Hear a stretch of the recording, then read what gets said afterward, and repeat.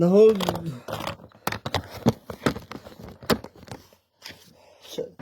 Ito na yung bago guys. Dumating din. Akala ko naligaw na. Kung saan-saan ko hinanap. Yung pala nahol dun sa Cebu, Mactan. Kasi daw, may nakita silang bawal. May nakita silang kakaiba daw. Yung kakaiba na yun, yung ano pala, bawal pala yung buti. Buti daw, bawal lang sa buti. Pagkain, yung alamang bagoong nadala ko. Yun ang inano nila. Dapat daw sa plastic na kalagay. So ito, buksan natin kung tingnan natin kung may kulang ba or ano. Tingnan natin.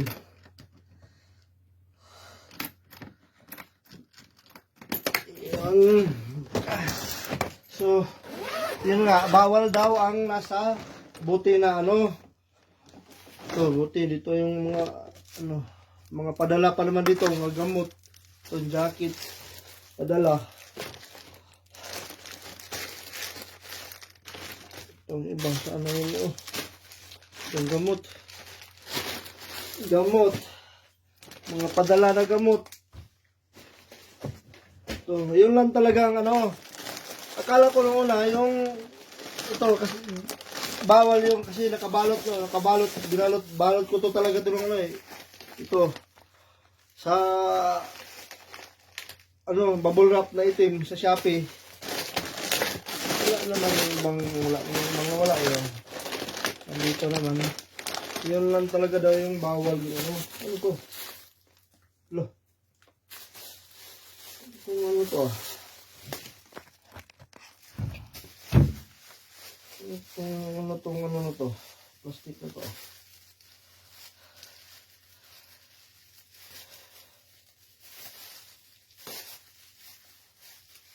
Yun guys, sa mga OFW na papunta sa ibang bansa, bawal daw ang bote.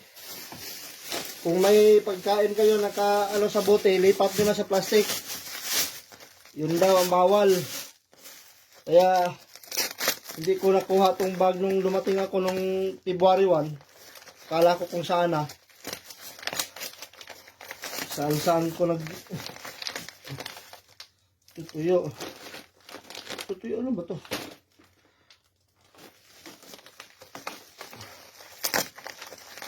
Kaya doon pa pala sa Cebu na hold tong bag.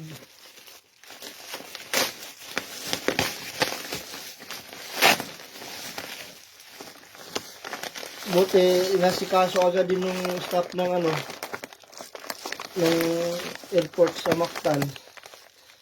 Pagkatapos ng inspection, niras nila agad padala dito. Ito, nag-amag na nga itong ano, tuyo.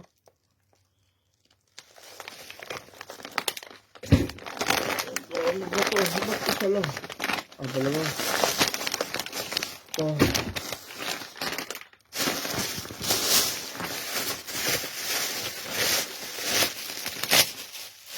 Ayan.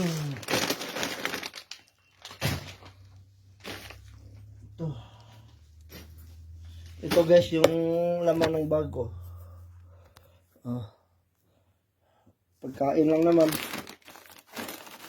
Pagkain, yun lang talagang tuyo. Yung nasa buti, yung bawal daw. Yun ang kinuha nila. Hindi daw pwede. Ewan ko kung bakit. Akala ko nga, i-inspection nila. Akala ko, palusutin lang yung pagkatapos ng inspection. Tapos kung ano, talagang kinuha din pala nila. Hindi na nga tinignan kung anong laman eh. Basta kinuha lang, pinakuha lang. Okay na rin. So yun guys, dito na rin. Kompleto naman, wala eh. So, wala namang nawala sa ano eh.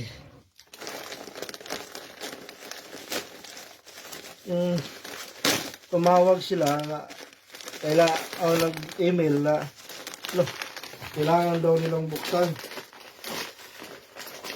yung bago, nanghingi sila ng autorisasyon. So, hindi naman ako pumayag nga doon sa Cebu pa. Hindi ako pumayag na walang,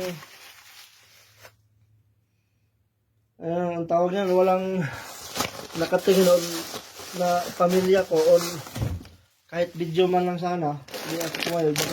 Baka nga sakali. Dami yung, takot din ako kasi sa dami namang modus ngayon sa airport. Baka, kung ano pang ilagay, baka sa sunod pagbakasyon ko, pulis na yung susundo sa akin.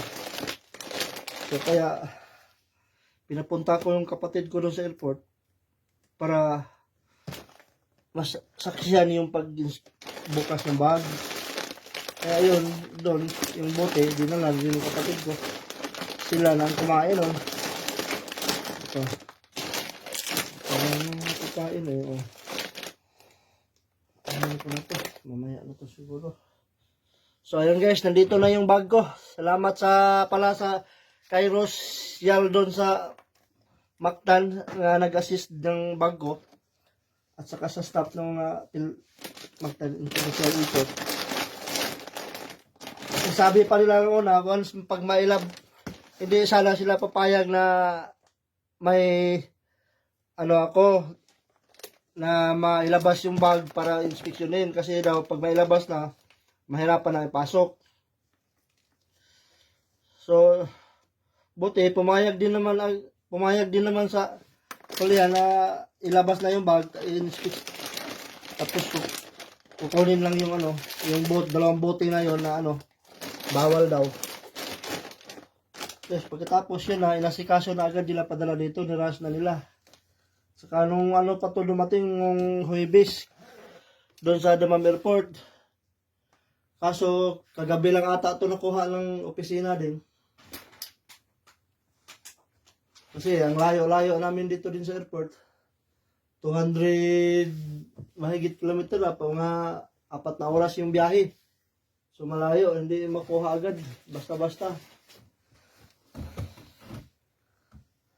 So awareness sa mga OFW na may pagkain nga na sa buti, yung naman yung mga alamang bagoong dalasan yun sa buti. Yun daw ang bawal sa buti. Kung may pagkain kayo na sa buti, lipat nyo na sa plastic daw. Para hindi ma-hold. Para hindi mahuli. Kalala ako kung saan na napunta yung bag ko. Hindi naman pala. Sa Ayun, maraming salamat. Bye.